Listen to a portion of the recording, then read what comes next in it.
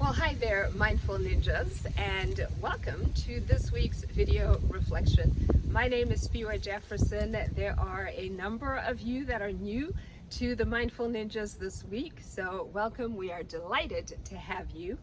And this week's reflection is really actually based on the story. I get questions all the time. People want to know where I get the stories from. And some of them are just things that I observe around me, people's experiences that I know about, that I watch, everything from, things that my friends go through to things you hear about or see on television. Life happens all around us, and some of those experiences are my own. I confess, this week's story is actually based on something that happened to me this past week. I didn't get my car from my dead mother. My mother's very much alive and well, but I did have that happen where I was driving down the street, minding my own business, and the check engine light in my car comes on. I take the car to the trusty shop down the street where they always repair it, and the mechanic gave me the bad news. He basically said, listen, I can repair this car if you want. It is going to cost more than the value of the car, and you will be back a lot because this car is so old. It has now reached that point where it's just worn out. The parts are worn out. They're going to start to fail on you pretty consistently, and I'm going to have to use original dealer parts to replace the parts in the car because, well, nobody makes aftermarket parts for this car.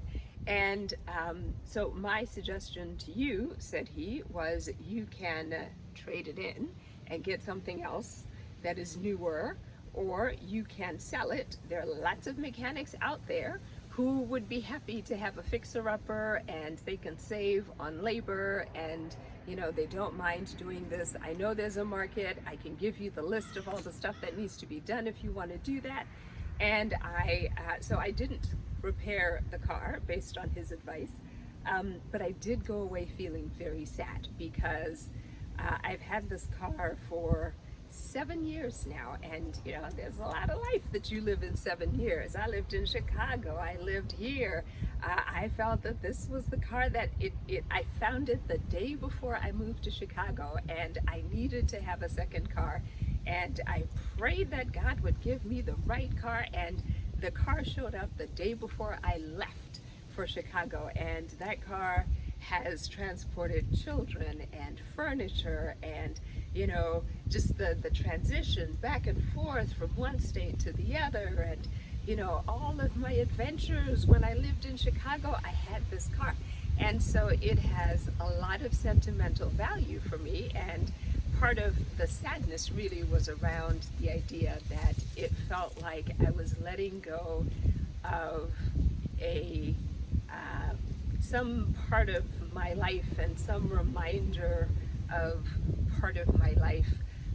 And I know I've had friends who've gone through this where something like a car is representative of a stage in my life when I was in a certain place, or like my father's car, for example. My father did pass away, and so my mother kept his car for a long time, and it had a lot of sentimental value for her because that was my father's last car, and he loved the car, and he had the car for a long time. I'm sure it probably smelled like him when she got into it, just to sit in that driver's seat and know that this was my husband's car. This is where he sat.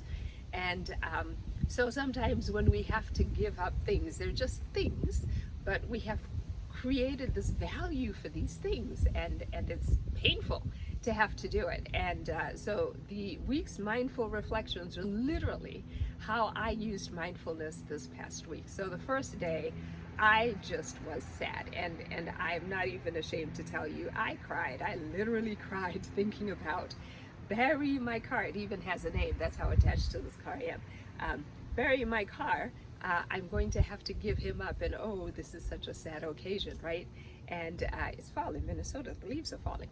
And so I just took the first day to just allow myself to feel sad and and just remember why I was feeling sad. I'm feeling sad because this is the car that took me to Chicago. This is the car that brought me back to Minnesota from Chicago. This is the car that helped me find the bank when I needed it. This is the car that I took my daughter in when it was, 1 o'clock in the morning and we had to go find a doctor, and it was a new city and we had to, this was the car that we all piled into to go to the hospital.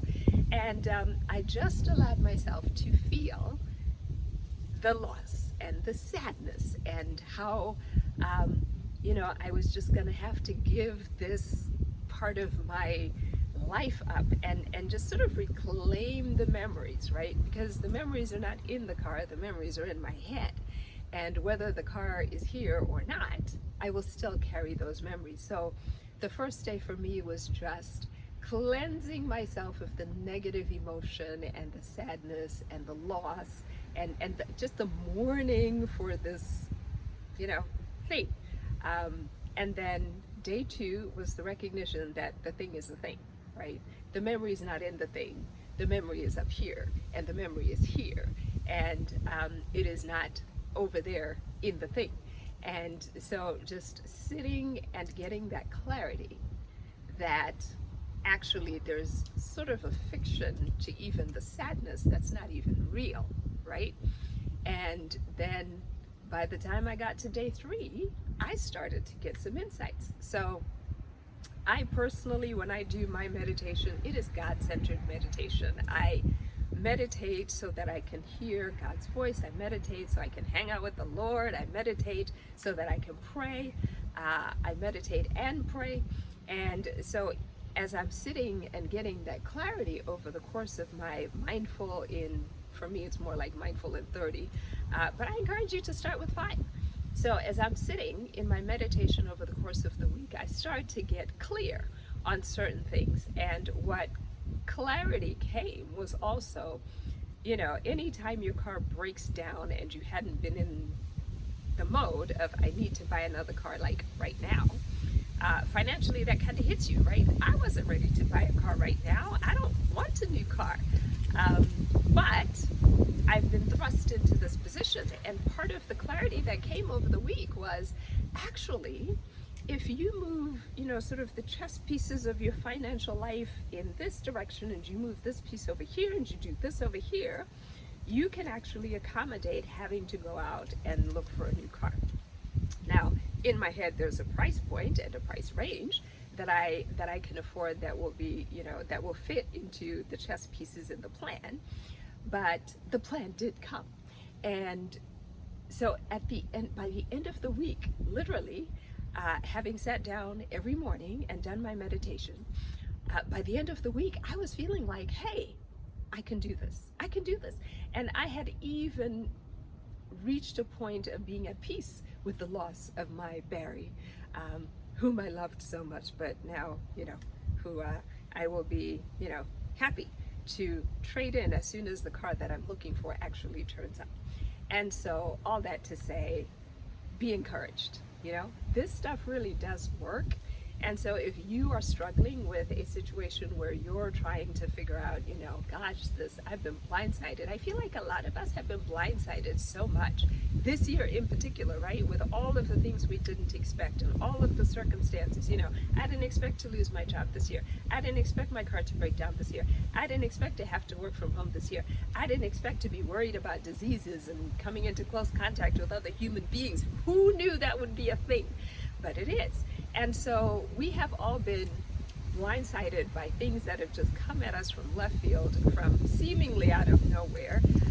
One day we're thinking, look, there's this thing that they're talking about over there in China. And then the next thing you know, it's all over the world and we're just all in the same boat, right? And it just shows us that, we are our brother's keepers, and we all should be concerned for one another, because what you go through is what I go through. What I go through is what you go through. And we should care about each other always. But I digress. All that to say, there is a way that you can overcome those disappointments, those brown paper packages tied up with string that look like they've been dipped in some mud before being splashed at your doorstep, and you're like, oh my gosh, I did not expect this.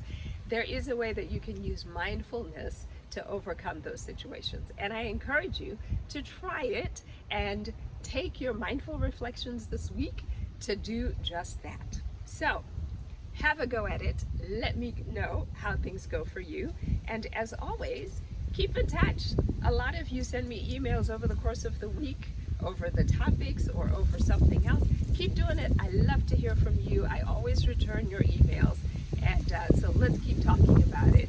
Show up on Facebook too. Post your thoughts if you want to share with others. You are welcome to do that.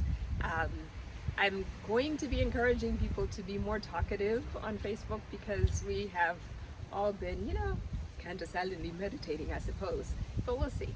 So anyway, hopefully you have found this reflection from my own experience helpful. And until next week, this is BY saying be mindful and be well.